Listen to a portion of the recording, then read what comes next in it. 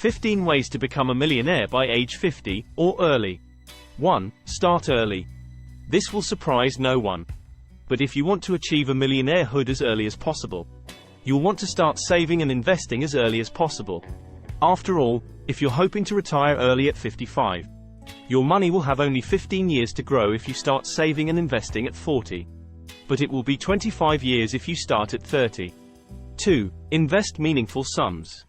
For many of us, it's far too late to start saving and investing at age 30. Fortunately, we can still aim to have our money grow powerfully if we regularly invest meaningful sums. In many, if not most, cases, that means a lot more than the standard recommendation of 10% of your income. 10% might be fine if you start investing at 25 or 30. But most of us need to catch up and build our nest egg aggressively if we want to financially secure retirement. 3. Invest effectively. Next, it's important to invest effectively. After all, you might be saving and investing 50% of your income for many years. But if you're only parking that money in a money market account or a CD, it won't be growing very fast, at least in our recent interest rate environment. In general, for long-term money, the stock market is a great wealth builder, outstripping bonds, gold, and most other alternatives. 4. Consider individual stocks. So consider learning about stock investing and spreading your dollars across some carefully researched, healthy, and growth stocks. This takes some time and skill, but it can be very profitable and even fun. Keep up with your holdings regularly, such as every quarter, when they report their earnings, and review your performance regularly, too. If you're not beating the overall market, you might want to just join it, via index funds. 5. Consider index funds. Low-cost index funds are the perfect investment for most of us, especially those without the time or interest to become serious students of stock investing. Even Warren Buffett has recommended them to most investors, and he has directed that much of his wealth be put into an S&P 500 index fund for his wife when he dies. Index funds aim to closely match the performance of the indexes that they track. So, an S&P 500 index fund will deliver roughly the same returns as the S&P 500 index of 500 of America's biggest companies. That's pretty good, and gobs of managed mutual funds have failed to top that over long periods. 6. Make the most of retirement accounts. Don't forget to make good use of retirement accounts such as IRAs and 401ks, of the traditional or Roth variety. Each offers tax breaks.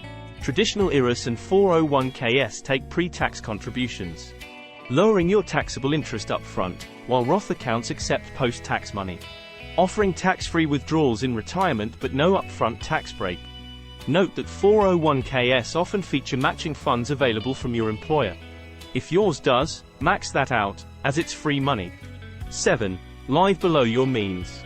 All this saving and investing may prove impossible if you're not living below your means, spending less than you earn. A good budget can help you sort out your financial spending and set priorities, such as housing, food, and retirement savings. If you have money left over after you've taken care of essentials, including your contributions to investment accounts, you can spend it on whatever you'd like. Avoid living beyond your means, as that leads to big trouble. 8. Find ways to save more money. If your income doesn't offer enough on which to live comfortably while saving and investing aggressively, you might need to take some steps to save more and spend less. You can probably identify a bunch of ways to do this by thinking inside and outside the box. For example, you might cancel a gym membership you don't use, make more use of the library instead of a bookstore, mow your lawn, and dine out less often. 9. Find ways to make more money. Beyond cutting your spending, you can also beef up your investing by bringing in more money. That might be via a part-time job you have held for a few years, or many years. Or a fun side hustle, such as driving for a ride-sharing service, selling items you've crafted, or offering lessons in subjects you know well, such as a language, an academic subject, or music. Making just $200 per week can generate more than $10,000 pre-tax for investing. 10. Be a savvy manager of your money. Good financial management encompasses more than just your investment accounts. It also includes all aspects of your, such as insurance, taxes, banking, debt management, and credit cards.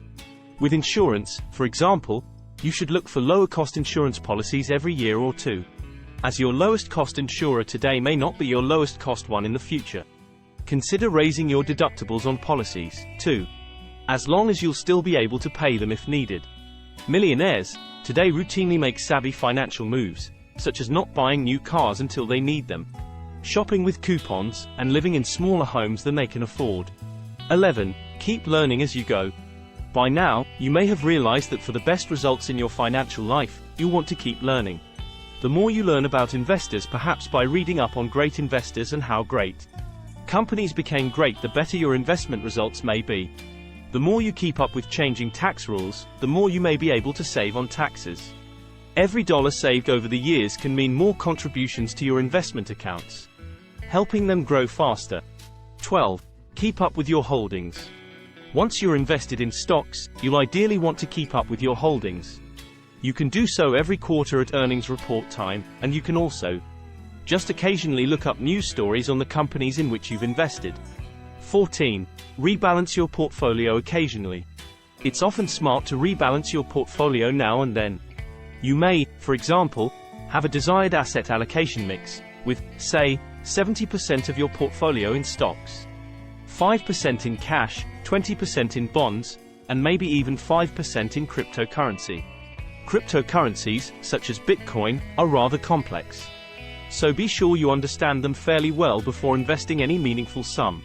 And plenty of smart investors have only disdain for them, so you'll be in fine company avoiding them entirely, should you choose to.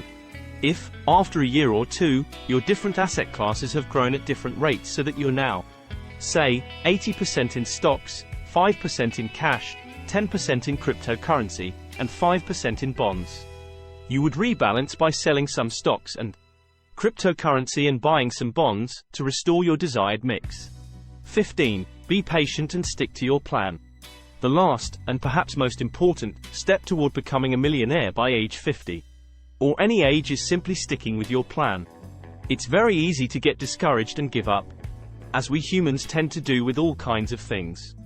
But saving for your future is vitally important, even if you don't quite reach $1 million. Be determined and you'll thank yourself later. Thank you for watching. Please subscribe to our channel to receive our next educative videos.